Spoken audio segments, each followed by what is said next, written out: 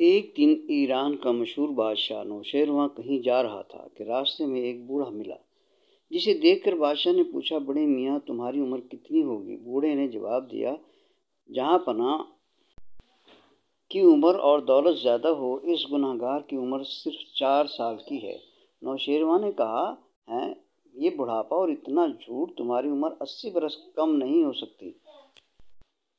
بوڑھے نے جواب دیا، جہاں پناہ حضور والا کا اندازہ بہت درست اور بالکل صحیح، مگر 80 میں سے 76 سال اس عاجز نے یوں ہی گنوا دیے، جن میں صرف اپنا اور بال بچوں کا پیٹ پالنا ہی کام سمجھتا رہا۔ اس کے سوا نہ کوئی نیکی کمائی، نہ کسی غریب کی مدد کی۔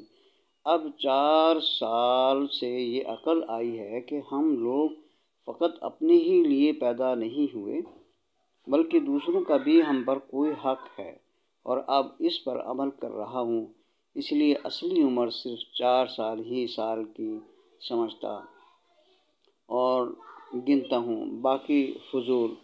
بوڑھے نے کیسی اچھی بات کہی کہ جب تک آدمی اپنے کام کو نہ سمجھ لے، آدمیوں میں نہیں گنا جا سکتا۔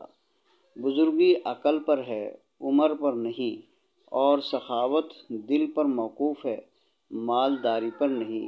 جو لوگ ان باتوں کو پہلے سے سمجھ لیں، ان کی کسی بات سے دوسروں کو تکلیف نہیں پہنچتی، بلکہ وہ ہمیشہ کمزوروں اور غریبوں کی مدد کر کے بھلائی حاصل کرتے رہتے ہیں۔ اللہ تعالی ہمیں صحیح معنوں میں اپنی رضا والی زندگی نصیب فرمائے اور نبی پاک صلی اللہ علیہ وسلم کی کامل اتباع نصیب فرمائے۔